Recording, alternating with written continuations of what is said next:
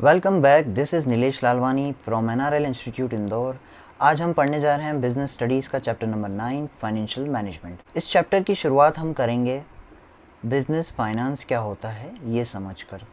तो बिज़नेस को चलाने के लिए जो पैसा चाहिए रहता है उसे बिज़नेस फाइनेंस कहा जाता है। बहुत ही सिंपल है। दूसरा मैं आपको बताऊंगा फाइनेंशियल मैनेजमेंट क्या होता है। तो financial management is concern with procurement of fund and its effective utilisation. पैसे को लेकर आना है और सही जगह पे यूटिलाइज़ करना है। पैसा कहाँ से लाना है और कहाँ यूटिलाइज़ करना है, यही तो है फाइनेंशियल मैनेजमेंट। अब समझते हैं फाइनेंशियल मैनेजमेंट का क्या रोल होता है। तो सबसे पहले size and composition of fixed asset. Business में कितनी फिक्स्ड एसेट होंगी, कितना पैसा प्लांट में लगाना है, कितना मशीनरी में, कितना फर्नीचर में, ये सारी चीज़ें फाइनेंशियल मैनेजमेंट में ही डिसाइड होगी।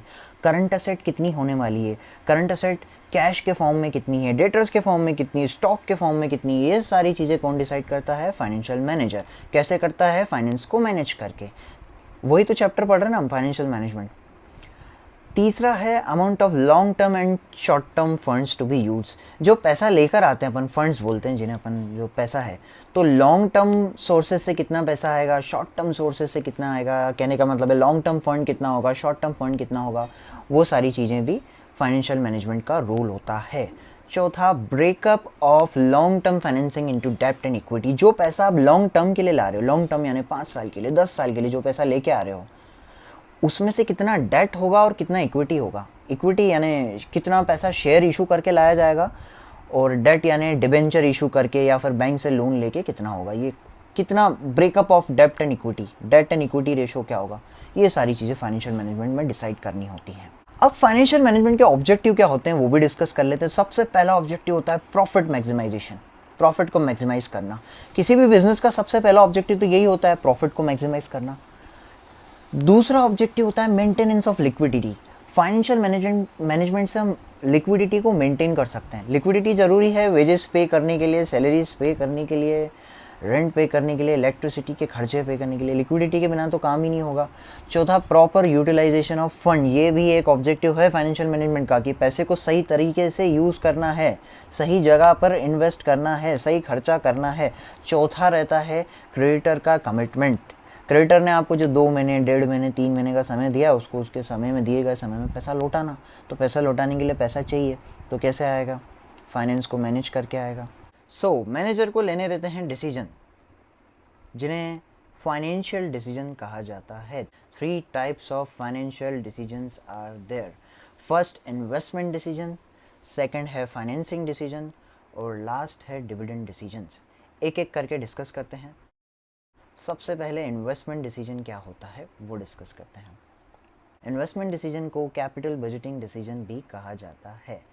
फर्म के पास बहुत सारे ऑप्शंस हैं। प्रोजेक्ट ए में पैसा लगाए, प्रोजेक्ट बी में पैसा लगाए, प्रोजेक्ट सी में पैसा लगाए। तो कौन से प्रोजेक्ट में सबसे ज़्यादा रिटर्न आएगा वहीं पे फर्म पैसा लगाएगी। तो यही, इसे ही कहा जाता है इन्वेस्टमेंट डिसीजन। में एक एग्जांपल के साथ आप लोगों को समझा देता हूँ। प्रोजेक्ट ए है एक तरफ, दूसरी तरफ प्रोजेक्ट बी है। तो प्रोजेक्ट ए से जो है 50 लाख रुपए आ रहे हैं अगले 5 सालों में, ऐसा हमने एस्टिमेट किया है, ऐसा अनुमान लगाया है कि आने वाले 5 सालों में प्रोजेक्ट ए से 50 लाख रुपए की कमाई होगी।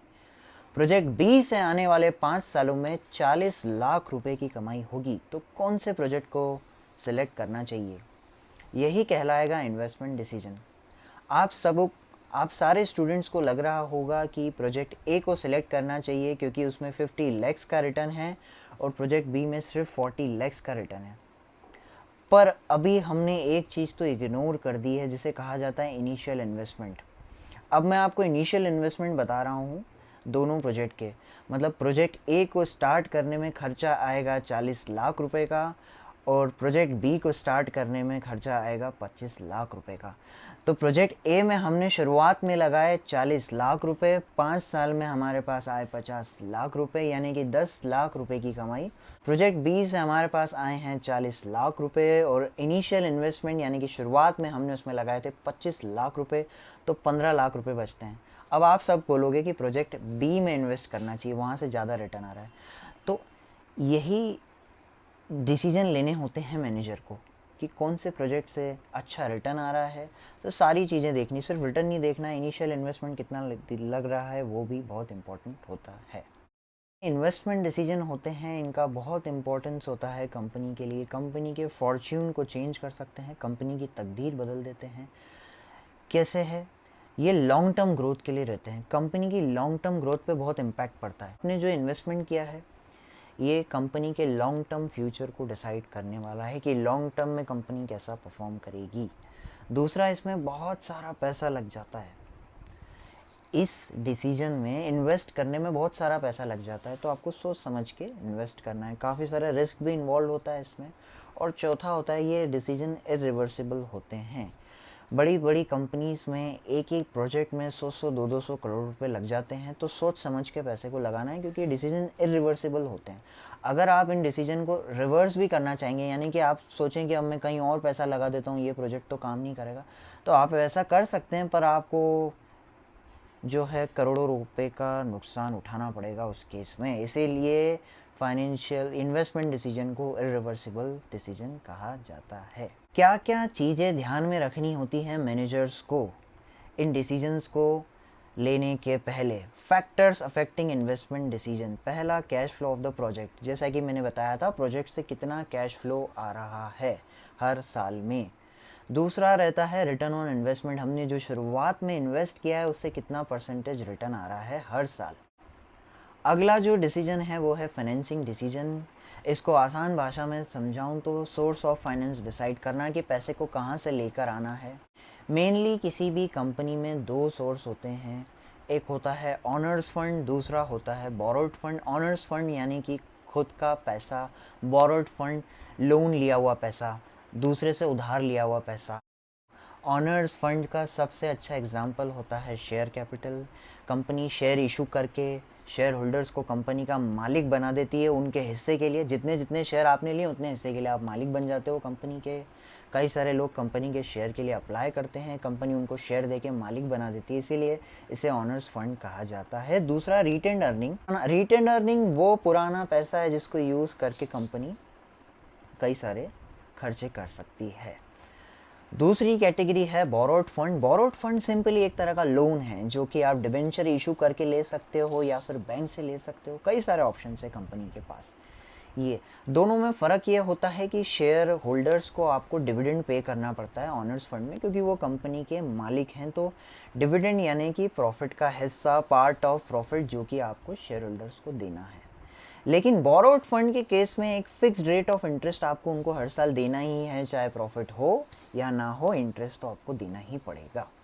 क्या क्या चीज़ें ध्यान में रखनी होती हैं फाइनेंसिंग डिसीजन लेते समय? पहला, cost of issue of share कितना है, cost of issue of debenture कितना है, ये सारी चीज़ें मैनेजर ध्यान में रखता है। रिस्क फैक्टर को ध्यान में रखा जाता है। कंपनी के पास कैश फ्लो बहुत अच्छा है तो कंपनी को बोरोड फंड की तरफ जाना चाहिए। बोरोड फंड ज़्यादा परसेंटेज में सोर्स करना चाहिए, क्योंकि आपके पास कैश फ्लो है तो आप सेफर साइड पे हो। जो इंटरेस्ट पे करना है, फिक्स्ड इंटरेस्ट, वो आप पे कर पाओगे। तो कैश फ्लो को भी ध्यान में रखना पड़ता है। दूसरा, रिस्क है। जहाँ शेयर होल्डर के लिए रिस्क ज़्यादा है वहाँ शेयर होल्डर के लिए रिटर्न भी ज़्यादा है। वैसे ही कंपनी का भी है।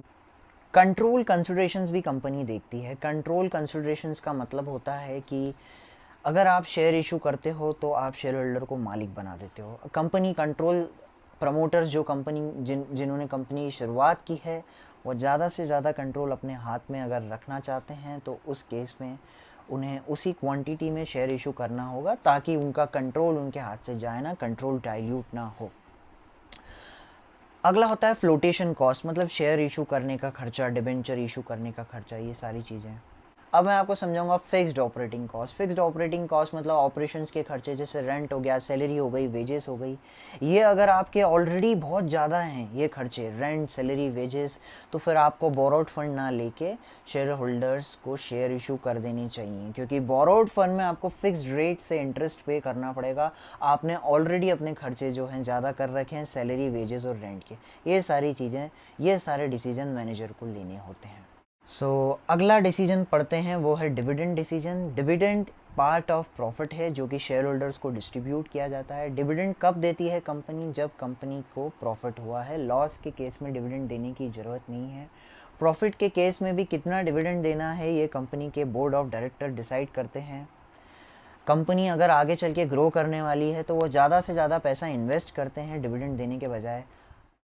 क्या क्या चीज़ें अफेक्ट करती है डिविडेंड डिसीजंस को? पहला है अमाउंट ऑफ अर्निंग, कितना पैसा आपने कमाया है। दूसरा उससे भी इम्पोर्टेंट है स्टेबिलिटी ऑफ अर्निंग। ऐसा तो नहीं हो रहा है किसी क्वार्टर में अच्छा कमा लिया, अगले क्वार्टर में कम कमाया, उसके बाद वाले क्वार्टर में लॉस ही हो गया। स्टेबिलिटी होना भी ज़रूरी है। तीसरा रहता है स्टेबिलिटी ऑफ डिविडेंड।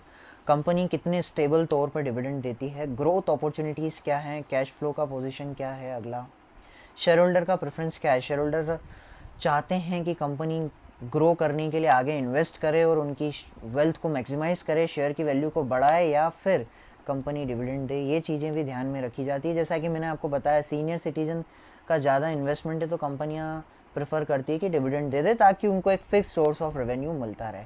टैक्सेशन की पॉलिसी कैसी है इस पर भी निर्भर करता है। कॉरपोरेट टैक्स उस पर भी निर्भर करता है कि कंपनी कितना डिविडेंड देगी। क्योंकि लीगलिटीज़ क्या क्या हैं, कुछ लीगलिटीज़ रहती है जैसे कंपनी को डिविडेंड देने के पहले कुछ रिजर्व्स को मेंटेन करना पड़ता है, वो भी कंपनी को ध्यान में रखना पड़ेगा। अगर आप इस चैप्टर में किसी टॉपिक को और भी डीप में समझना चाहते हैं तो कमेंट कीजिए, मैं बिल्कुल उस पर वीडियो बनाऊंगा जल्द से जल्द। Thank you so much.